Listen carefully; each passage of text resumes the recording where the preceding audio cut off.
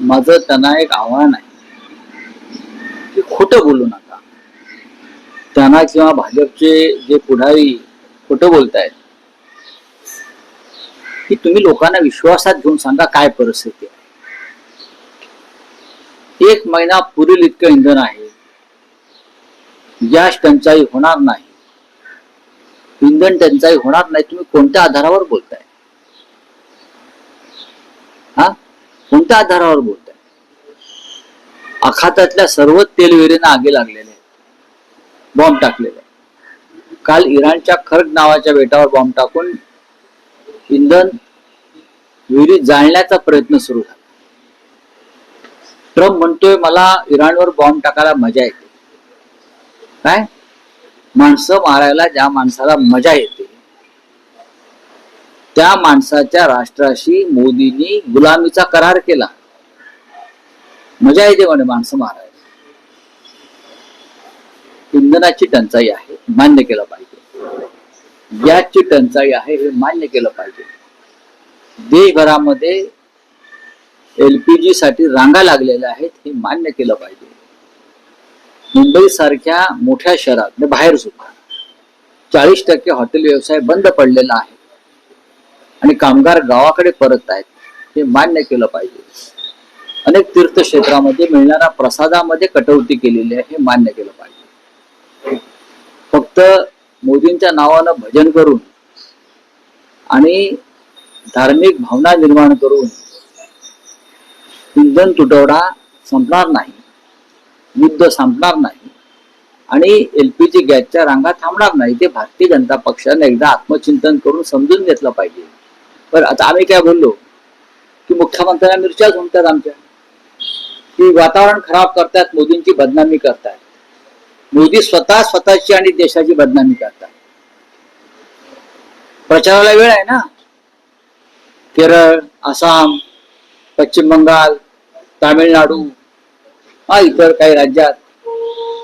पण इंधन टंचाईवर किंवा गॅस टंचाईवर सर्वपक्षीय नेत्यांची बैठक घ्यायला त्यांना वेळ.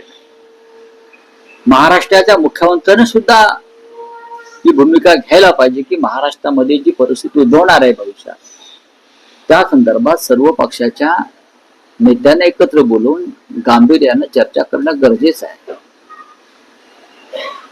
विधिमंडळात चर्चा केली पाहिजे दोन्ही, आणि त्यासाठी दोन्ही विधिमंडळामध्ये विरोधी पक्ष नेत्याची नेमणूक केली पाहिजे हे सगळे विषय मांडण्यासाठी. आणि तुम्ही ते काहीच करत नाहीत, फक्त मोदींचं भजन करताय. काही नाही, काही नाही, काही नाही. लोकांची अवस्था बघा काय आहे बाहेर. लोक हवालदिल आहेत, लोक हवालदिल आहेत, एवढंच मी सांगू शकतो. सर, काल तुम्ही जे म्हटलं ते खरं ठरतंय की जहाज भारतात परतलेली आहेत सुरक्षित, की गुजरातला आधी गुजरातला पुरेसं तेल उतरवलं जाईल, गॅस उतरवला जाईल पुढल्या 2 महिन्यासाठी. मी तुम्हाला सांगतो गुजरातला उतरवला जातोय. जहाज गुजरातला गेली की नाही?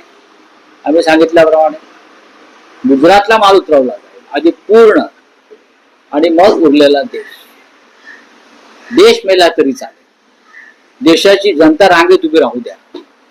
पण मोदी हे फक्त गुजरातचे पंतप्रधान आहेत, अमित शहा हे गुजरातचे गृहमंत्री आहेत. बाकीचा देश जो आहे हा विरोधकांचा छळ करण्यासाठी. पण राऊत साहेब, आता जी परिस्थिती मुंबईत निर्माण झाली आहे, अनेक कामगार त्यांच्या गावी परत आहेत आणि प्रत्येक राज्यात तीच स्थिती आहे.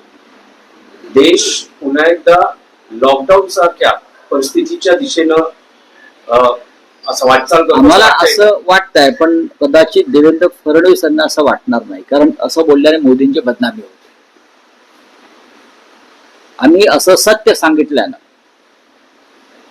त्यांना असं वाटतंय की आम्ही मोदींची बदनामी करतो, मग आम्ही नक्षलवादी आहोत. सत्य बोलतोय, मग आम्ही अर्बन नक्षलवादी आहोत. सत्य बोलणारे की या देशामध्ये गॅस टंचाई, इंधन टंचाई आहे, हॉटेल बंद पडतायत, फाउंड्री उद्योग बंद पडतोय, इतर उद्योग बंद पडतायत. त्याच्यामुळे रोजंदारी वरती असलेला कामगार हा आपापल्या घरी आणि गावाला जायला निघालाय, मुंबईच्या बाहेर, शहराच्या बाहेर, महाराष्ट्राच्या बाहेर. हे सांगणं म्हणजे आम्ही अर्बन नक्षलवाद बरं का. आणि हा जो छळ चाललेला आहे देशातल्या जनतेचा, ते म्हणजे महात्मे, ते श्रीरामाचे अवतार सगळे. राऊतसाहेब, तुम्ही आता अर्बन नक्षलवादी हा उल्लेख केला.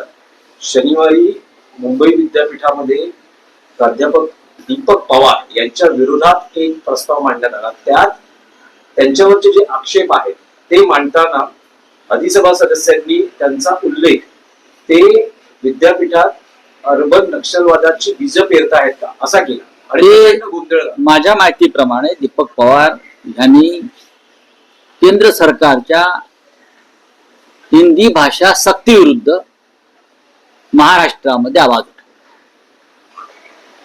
आता मराठी भाषा सक्तीची असावी महाराष्ट्र, मुंबई, मराठी शाळा टिकाव्यात, ही भूमिका जर दीपक पवार यांच्यासारखे सुशिक्षित प्राध्यापक मंडळी, संशोधक मराठीतले घेत असतील आणि त्यांना जर भारतीय जनता पक्षाचे, तुमची कुठली सभा, अधिसभा सिनेट सिनेट मधले भारतीय जनता पक्षाचे लोक त्यांना अर्बन नक्षलवादी ठरवत असतील तर ते महाराष्ट्राचं आणि मराठी माणसाचं दुर्दैव आहे. ही पिलावळ 50 वर्ष जन्माला आली असते.